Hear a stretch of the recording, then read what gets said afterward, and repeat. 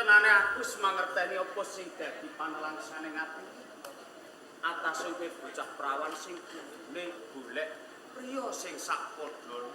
Nanging iki dina kowe dikersake Rama Sultan Hadiwijaya supaya lelati marang Rama Sultan Hadiwijaya. Mestine gelo rasaning atimu.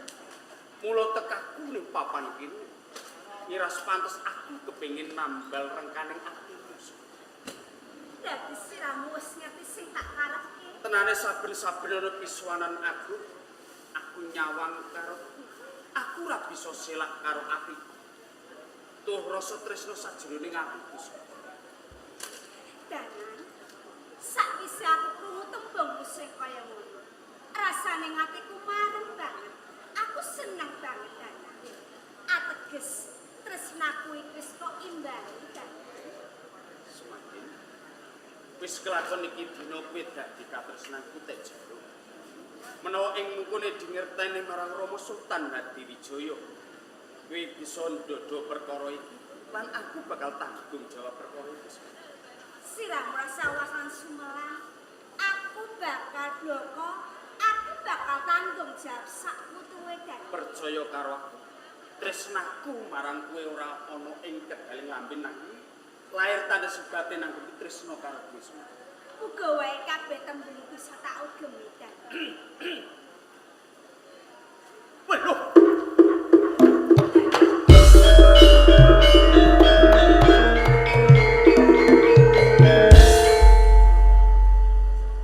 Semangin. Lagi tumindak opo lan Danang setuju. Nyuwun pangapunten saderengipun Kanjeng Sunan. Boten badhe kula selak. Menawi estunipun kula tresna kaliyan Danang. Semanggi. Lamun kowe tresna kelawan Danang sing kudune kowe ngerti sapa Danang kae. Danang kae putraku. Turta meneh. Kekurangane opo? Sausing kowe ndak angkat minangka dadi garwaku, ndak angkat derajatmu, ndak mulyake uripmu. Apa mung karana Danang kae sing muda taruna? Aku wis sepuh. Iya. Nyuwun pangapunten Kanjeng Sunan. Kula boten saged selak kaliyan batos kula. Menawi to kula sanget tresna kaliyan Danang Kanjeng Sunan. Semangkin. Monggo lamun gedhe rasa tresnamu keng tumanduk lan Danang. Nanging manggoning perkara iki tak anggap kowe luput. Luput mungguing ratu ana ing Kasultanan Pajan. Ora bedane kawula kae. Lamun to kawula darbe kaluputan bakal nampa pidana. Mula dene semangkin cetha lamun to luput kowe bakal ndak selong, ndak papanake ning taman pawingking yoning Sri Pengantin.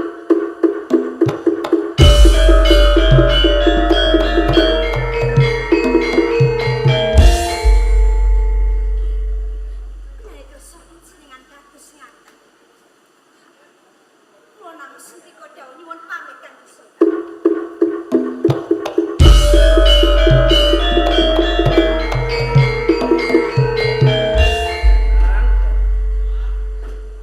Kurang ngira babar pisan.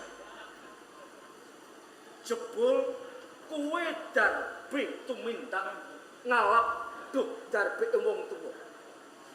Nanging Danang ora bakal bisa kelakon lamun to Selawase kebal cegak kelawan prihatin.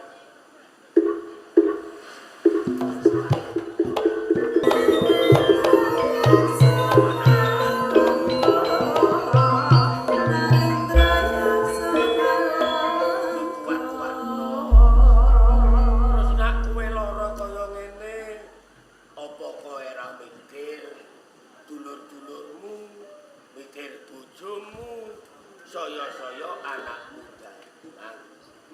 Nggih niku. Inggih kula pikir niku mung anak kula dan ngantos kula ngeten iki kula niku duwe pengangenan kepengin mati ning bangkone dana. Kemanan? Iki omong apa? Aja nggarai susah sing padha cedhak karo kowe to. Leres Kakang. Kok sampun sangat-sangat tanggil. Ucap sing ora-ora. Danang lagi wae golek tangga kanggo kowe. Ngono. Sakderenge kula ajeng titip kalih sampean. Ali-ali niki mengke sukake anak kula Danang.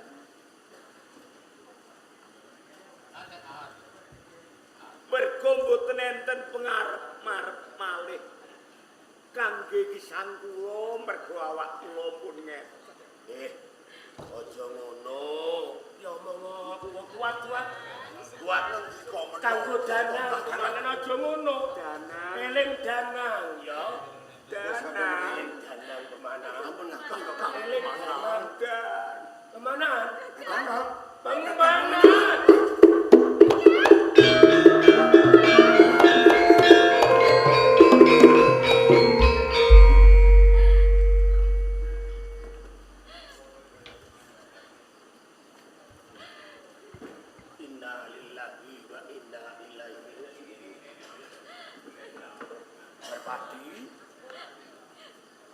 Kabeh wis dinaris.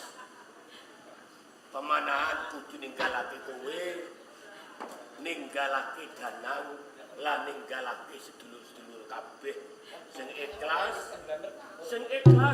kabeh kuwi karepaning Gusti. Aja ditangisi banget-banget. Lungane pemanahan mundhak ndadekake petenging dalan nalikane pemanahan suwan ngadhep ana ing ngarsaning Gusti sing Maha Sabar. Assalamualaikum. Waalaikumsalam.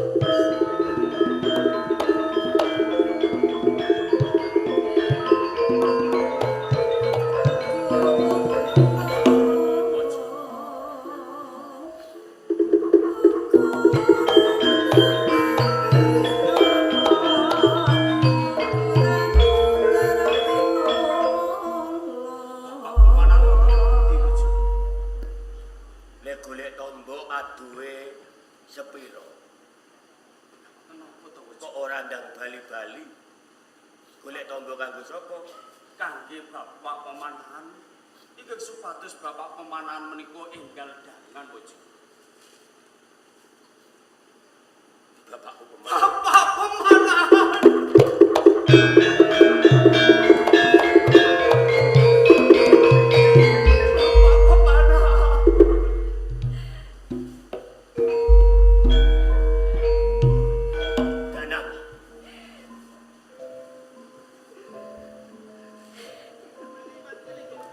Wiwitane bapak waras. Ibarat kekarepaning bapakmu njolo langit. Ora etung rina, ora etung wengi.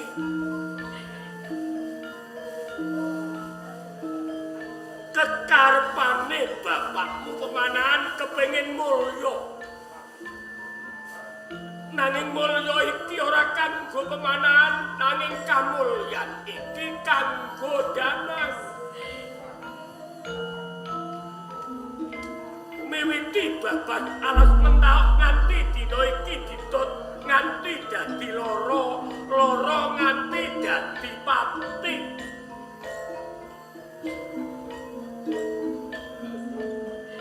Kowe ngerti kan? Sadurunge bapakmu pemanahan sakaratul maut. Mung siji penjaluke pemanahan. Pomo dipomo pemanahan mati sawayah-wayah. Pemanahan kepengin mati nyang pangkonmu. Penjaluk kaya ngono wae kok ora keturutan.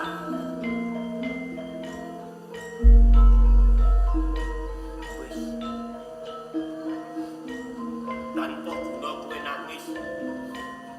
Ibarat gonmu nangis rohmu milih getih.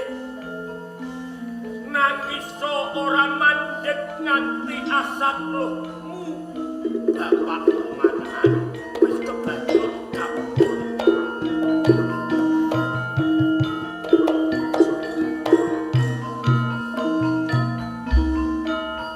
Kados bapak pemanahan menika sedo.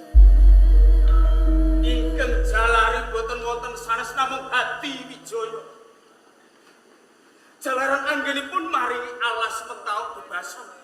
Dipun culke ndase digondheli buntute. Nganti grantos penggalipun bapak pemanahan. Ngantos gradu muginipun pejah. Mugi panjenengan dados paseksan waju. Danang Sutawijaya bal ngembari panguasane Sultan Hati Wijaya. Danang.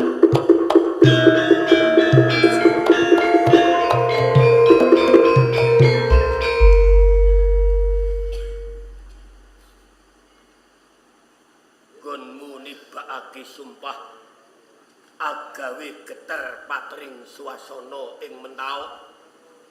Saya-saya nggonmu sumpah ning ngarepe layon utawa kunarpaning bapakmu pemanahan.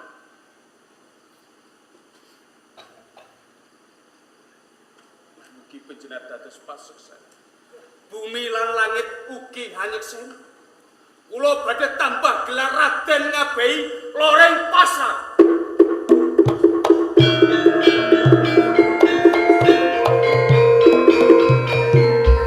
Tak seseni mung wae kanggo mujuti sumpahmu sawetara ayo dirukti layone bapakmu pemanahan.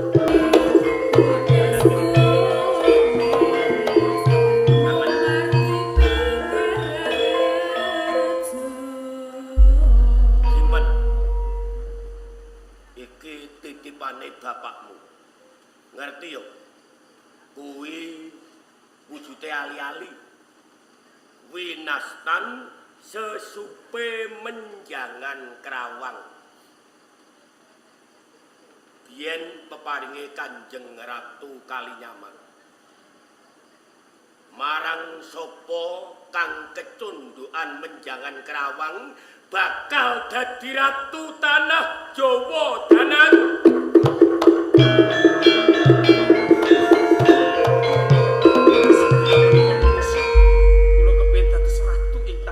Ibarat kowe jago aku botoe wiwitana lelaku goleki wah Yunur buate ngaji titip adimu merpati titip keluarga ana ing lawean aku tak ngetutke Danang ayo dibangkah Danang.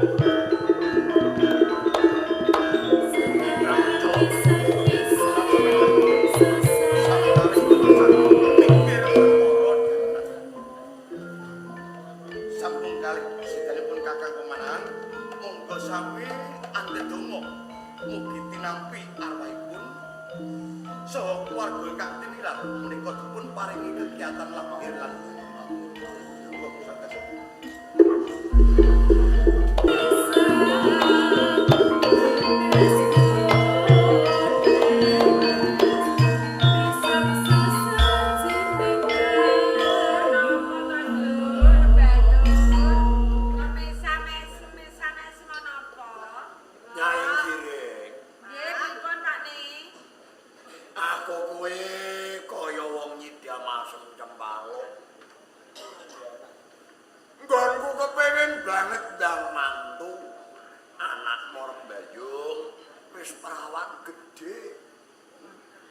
sampean dhewe lho Pak nek kula nggih ngoten.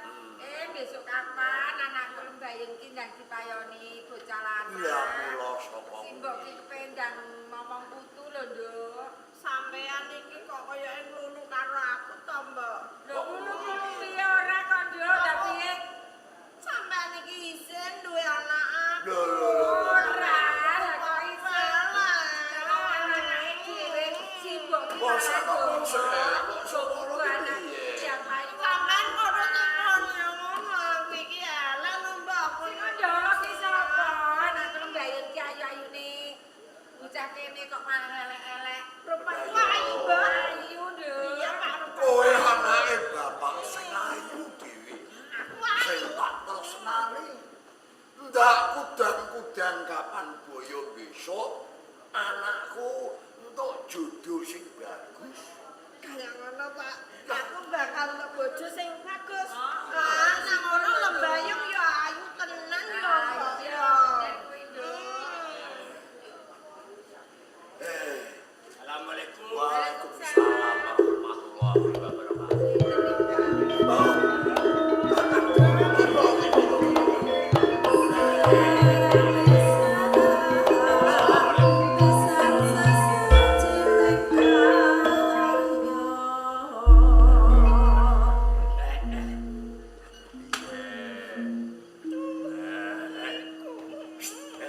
Ibu lembayung anakmu kae to. Nggih. Wah, wis gede. Bocah wedok kok. Kene kene Nduk, kene. Nggih, Sing pangapunten anteng. Pak Juru. Pancen anak kula niku nggih wujute ngoten mboten langka menawi Ya napa anakmu napa kuwi ora gene-gene kok. nggih Mantun, telepon. ayu, dasare cek perawan. Lembayung. Lho iki piye bocah sekolah? Lho. Lembayung, lembayung. Nduk. Kene lho. Kana Kene karo aku mbok karo kene. bapak kana. Cah perawan kira entuk kaya Ora apa-apa ben ketok raket ning gone seduluran. Ngene Pak ya. Juru nggih. Ya sing gedhe pangapurane krana wong tuwa kelalen ora kabar-kabar sambung karo kabundute dulur mulanang kemana. Adi pemanahan kabundut. Ya, Innalillahi wa inna ilaihi. kula aturene iki aku minangka gantine wong tuane Danang. Nggih, nggih. Tekaku rene bakal ngraketne anggone padha seduluran. Syukur. Mergo Danang Sutawijaya kae jeh Joko, kowe duwe anak perawan. Nggih. Mula aku rene iki aku nembung lembayung bakal dilamar Danang, bakal dipek bojo Danang. Ah. Bojo niku jet. Wes manut, anggere manut penak, ora kena bantah. Kudu gelem meneng sik. Jenengan niku tiyang sepuh. Apa? Kok gojek. Lho sing Lho napa kelakon? Lek anak kula niku kok nganti diarepi Danang Sutawijaya. aku kapan to tau guyon ki? Kapan aku tau gojek? Nggih, mboten atos. Lah iya, upama Danang kepengin ngepek bojo lembayung iki ora nyalahi tatanan apa-apa. Nggih. Dasare lanang Joko lembayung wadon ije prawan. Lah yo apik wae to. Nggih nek kula niku karep kula nggih nggih Ya mawon. iya. Nggih mawon nek karep kula niku ayo to, Nyai. Nggih, Pak Ne. Lah Danang dos pundi ngoten. Oh nek Danang wong sing dikarep yo mesti gelem yo, gelem. Wis janji manut penak. Ngene ya, Pripun? jenenge iki ibarate wong dol tinuku, Nggih. kowe duwe dagangan, aku sing nuku. Nggih. Wong arep tuku dagangan, Nggih. perkara engko rega dadi lan ora, sida tak tuku lan ora iki nak wis ngerti barange. Nggih. Contoh wong tuku barang, tuku sepeda. Saurunge sepeda dituku, lumrahe sepeda dijajal dhisik. Kepenak ora, nek kepenak rega ditata lagi dadi. Jenengan kok bingung nek kula to. Lah cetane ngene. Pripun? Sadurunge kengko kedadian bebojoan antarane Danang karo Lembayung. Ya Lembayung ben dijajal Danang dhisik. Manut. Lho anak kula niku dede sepeda. Lah kok dijajal? Umpama to lakon mengke anak kula dijajal kalih Danang lek mboten penak terus ora sida. Lho kula lak rugi. Ora apa-apa engko ora disontekno ngono kuwi. Barang kaya ngono wae. Lah bisane kedadian nek ora dijajal terus piye? Ngono. Ya, Nggih, pun. to percaya karo aku. Nggih, pun kula Danang, Nggih kula waja. jajal barang. Iki jajal ning kentong. Kira-kira engko penak koran, engko jajal nak penak ya terusno, nak ora penak ora apa-apa ora sida. Sanes setel mawon waja. Saiki Wong anak marep rabi kok koyo kari jajal we kok kowe nak ra mentolo. Engko raine tutupi anduk. Ngaten waja. Iya. Biasane ngono kuwi malah Iya, asli. Ora tau kejamah. Ku malah murni. Nggih kula matur waja. Sing kanggo ora kene wae kok. Sing kanggo kandhane kok. Wis dijajal. Orisinil. Yo. Ora apa-apa. Ben dijajal cacah ya. Wis to kono. Yuk. Nggih. Ning kajak ning kamar jajal karo kowe sik kono. Niki.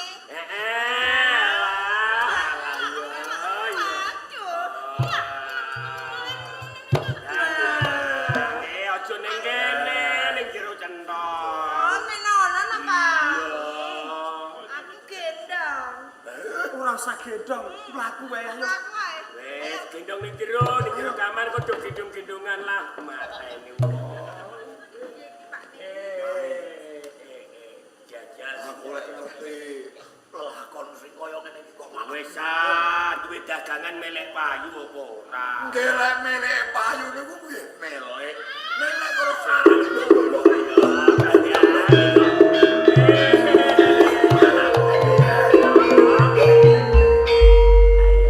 Danang iki ora elon-elon ae. bocah iki kapan Ngene mah malah ngene kok.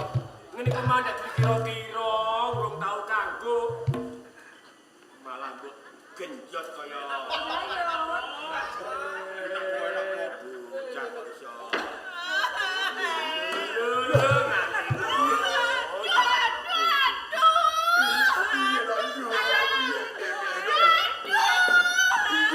Aduh piye yo Lembayung aduh piye. Aduh, penak. Wes. Kana cecak bapak sih. enak yo enak yo Iya, Danang. bapak isih Nggih. Oh, aku calon saya.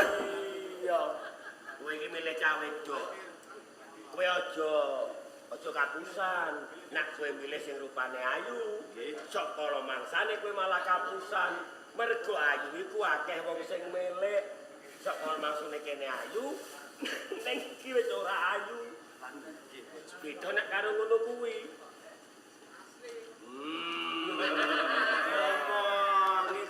Sing marai kepenak iku ora iki. Nyatane piye? Dadi to. Dadi nun saestu tak dadeni. matur Nyatane wis matur nuwun bakale kowe dadi bojone Danang Sutawijaya. Sing tanggung jawab aku. Ngene mengko kalamun ana dina kang prayoga aku lan kowe engko bareng-bareng golek dina kanggo nikahe bocah-bocah. Sawetara aku tak nutukne laku. Mergo Danang iki lagi lelaku sing urung ana kerambungan. lah anak kula dijak Aja. Aku titip Lembayung ya. Ibarat iki tuku lagi tak panjeri, ora ketanggung lagi panjer tembung. ngoten nggih wakne jero menawi ngaten kula badhe ngestokaken dawuhipun wakne jero Kaya ngono ya. Ya wis aku njaluk pamit, matur sembah nuwun. Assalamualaikum. Waalaikumsalam. Assalamualaikum. Pamit.